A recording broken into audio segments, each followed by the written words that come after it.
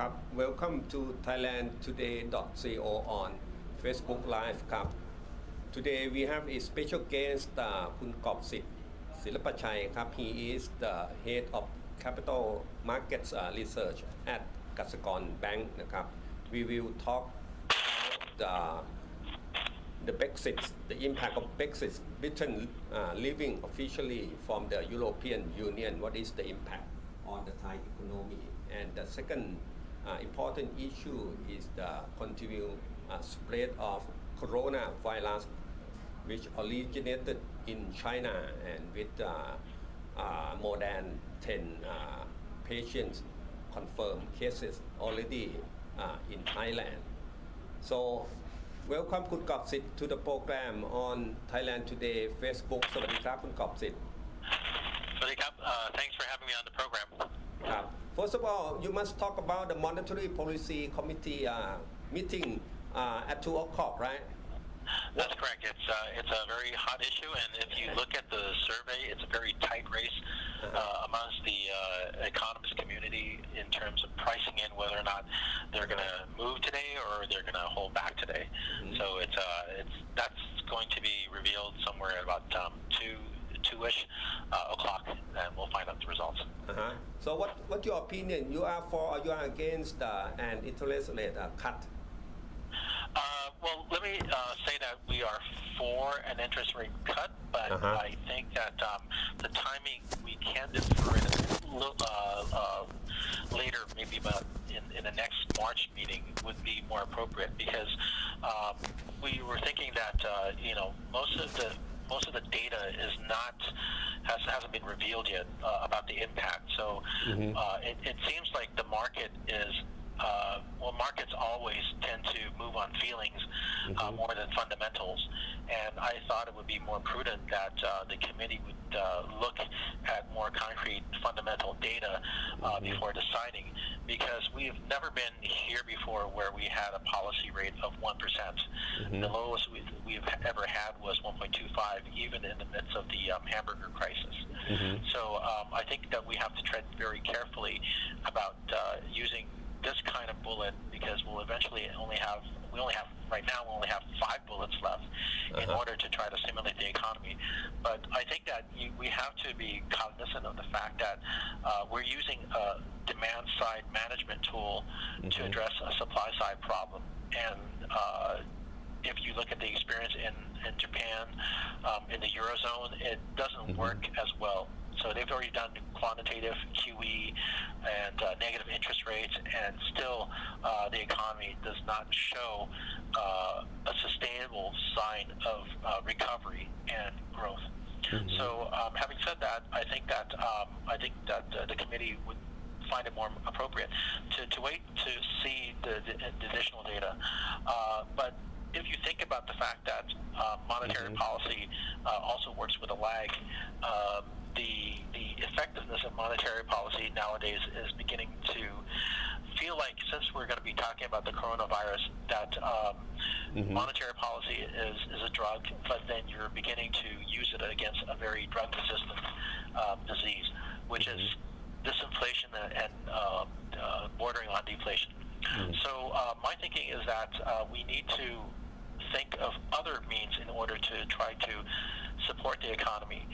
And lo and behold, Donald Trump just had his third State of the Union address, and we went back and we looked at some of his policies, which actually could be something that we should be replicating, especially the tax cut.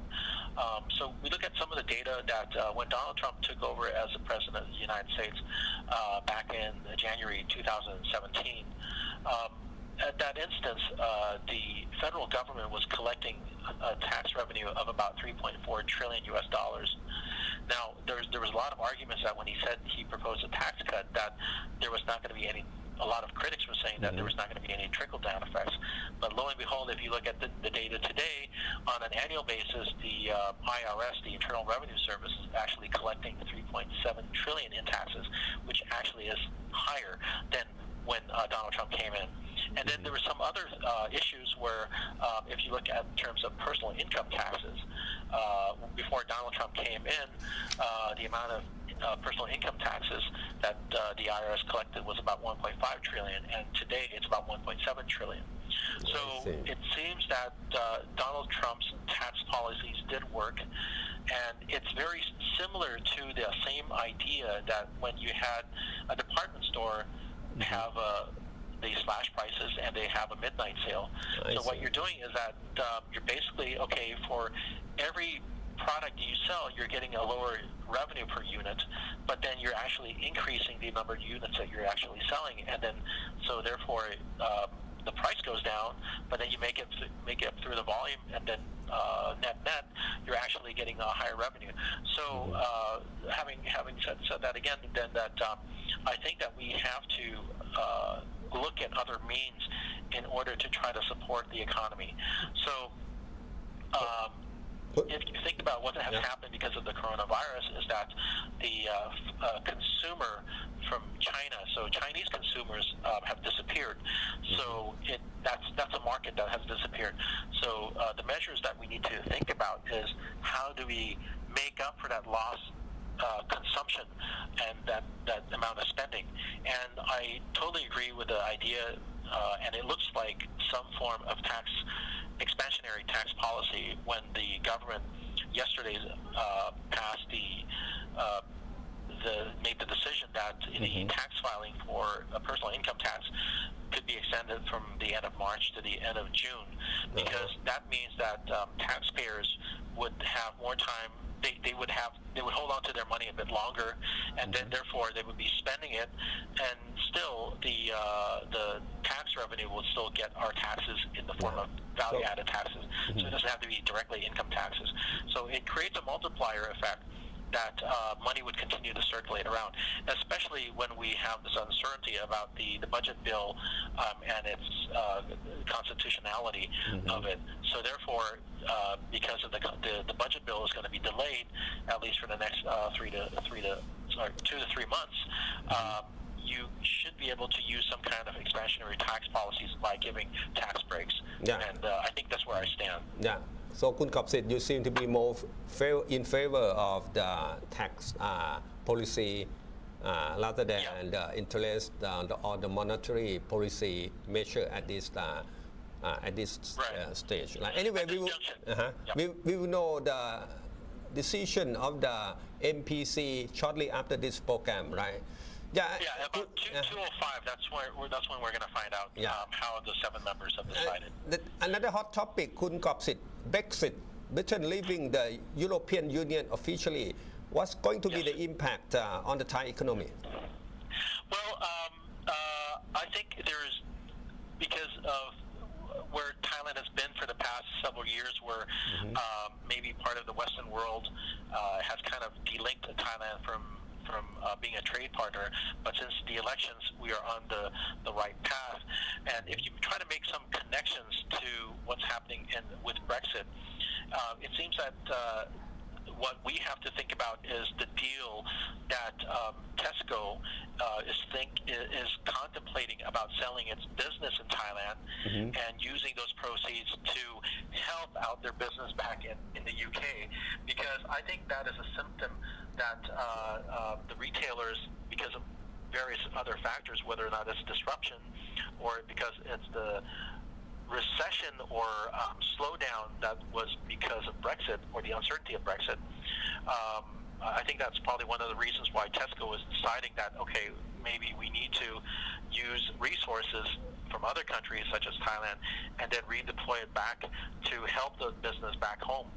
So I think that's probably one of the major direct effects that we've seen. What else? Sorry? Yeah, what are the effects from Brexit on Thailand? Right. Well, the thing is, it can say a couple of things. It could say that Tesco, the parent of Tesco itself, needs to redeploy resources to help its business back in the UK, or they could be seeing that maybe the retail business in Thailand is not as lucrative as it was before because of purchasing power, and we're talking about all the time about the high level of household debt and consumption by the Thai citizens is becoming more and more limited. So I think that is not such a great sign when people start to leave the country because they might be considering that the Thai retail market is not as attractive as it was before.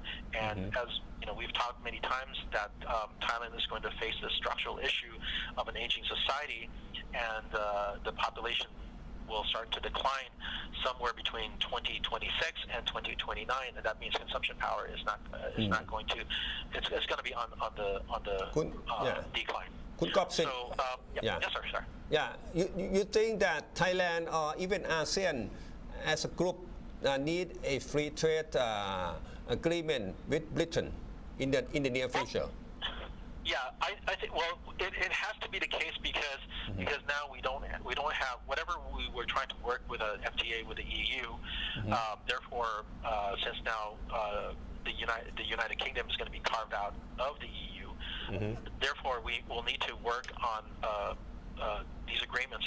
So therefore, we can continue to trade with both parties between the EU and the UK. So that's something that I think the UK government, will probably have their hands full, because one of the reasons why I think they will have their hands full is that Scotland is probably not happy with the results that the UK is no longer part of the EU. Scotland would like to continue to be part of the EU, and we don't know when they're going to have their referendum, but my sense is that they might have a referendum somewhere in the next 2 to 3 months. So they'll put the vote to their citizens to make a decision whether or not they would want to stay in the UK or they want to leave the UK and then apply for European Union, because a lot of their trade linkages is with the European Union, and we still don't know what's going to happen with Northern Ireland and the rest of the UK also. So there could be potential flashpoints in Scotland and also in Northern Ireland. So they might have their hands full. Even though we would want to negotiate with an FTA, they might have a lot of issues that they have to deal with. คุณกอบสิทธิ์ you think it's more urgent for Thailand to make a deal with the EU quite soon? They're talking about this year. Yes, I think so, because say for example we've been hit with that IIU and all that unofficial trade sanctions in terms of the fishery products and what have you, but the EU is a much larger market when you compare it to the UK. So I think if you place your priorities correctly, it would be wise to start to work with a free trade pact with the EU first. Yeah. Last but not least, the impact of the coronavirus on Thai economy, in your opinion. Yeah. Yes, I think there's it was bordering on a lot of panic, and if you look at some market indicators such as the VIX index, which a lot of people try to get a sense whether or not it's also known as a fear index, and it has declined for the past 2 to 3 days. So I think the market is beginning to get the coronavirus fatigue, because whenever we wake up, we pick up our phones, we're always looking at whether or not what's the casualty count now, how many deaths. But there is a good side to this, that people are actually recovering as well. So I think the market is beginning to get acclimatized to the fact that, okay, yes, there's a certain virus, maybe it is not as fatal as the Spanish flu in 1918, where unconfirmed death could be somewhere in the 50 millions. Or is it going to replicate something like SARS, where it burnt out really quickly? So within a matter of months, SARS went away. So I think that the market is beginning to get this kind of fatigue, and it's starting to look beyond that. So that's why you get these indicators such as the stock market recovering, bond yields are rising higher, gold prices not rising as fast. So therefore, coming back to the impact on us, yes, we are a big casualty because our dependency on the Chinese tourists is huge. For example, last year, in terms of tourist revenues, the Chinese tourists brought income to our country in the tune of over 500 billion baht. And if you compare that to the total tourist income of 2 trillion, that's almost 13%. So therefore, there's a huge opportunity cost that has happened because of the coronavirus. So it looks like there's more and more challenges up ahead. And we talked about earlier about the drought that's going to continue to play out.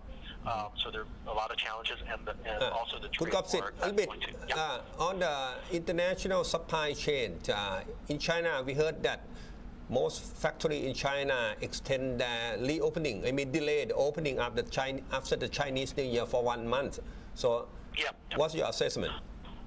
Yes, I think it's if we remember the experience in 2011, it is very similar to a certain supply shock, where in Japan you had the tsunami and the earthquake and tsunami that created the supply shock. Thailand in 2011, later in 2011, we had the freshwater tsunami, and that created also a supply shock. So therefore, it takes I think at least a good couple of quarters for the supply chain to start to recover. But in the meantime, I think inventories will start to run down. So therefore, there's going to be a constraint in terms of growth. Yeah, good Kopsit. Maybe Q1, the first quarter has been hit quite badly, but you think the prospect in the following quarter should be better? Well, I think because when we came into 2020, the hopes for any kind of growth were pinned on tourism and government spending, and where we stand now, it looks like wow, those hopes have been diminished quite substantially. So it looks like we will have a very tough time in the first half of this year. Hopefully, when the market starts to adjust or the economy starts to adjust to the coronavirus, and we can get the budget bill up and running, then I think we might get kind of accelerated growth in the second half of the year. What is your number, Kun Kopsit, for the first half GDP? Well, I think largely it tends to be on an average growth of about north of 2%. But I think if the situation where we are now, 1 month has gone by and we basically have lost that tourist revenue, I think it could be south of 2%. But for the whole year? For the whole year, I think this number that we're still using is 2.7%. But then the cost of the tourism, the weight on the tourism, inclusive of the government delay, we could probably see slightly over 2%, but not. But 2.7% will be very difficult to achieve. So likely that this year going to be not as good as last year, which is also not very good anyway. Yes. I think maybe economists are getting more and more accustomed to a very low growth and low inflation environment. And as I had discussions with you earlier, it's become a more frequent phenomenon whereby this is a result of the structural issues that we continue to face as we head into either 2026 or 2029. So thank you, Kun Kopsit, for joining our program. Yes, and thank you for having me on the program. So for our audience, if you want to follow us, we have QR code of thailandtoday.co on Facebook and online for you to follow us. So we have to say goodbye to Kun Kopsit and say goodbye to everyone. Thank you.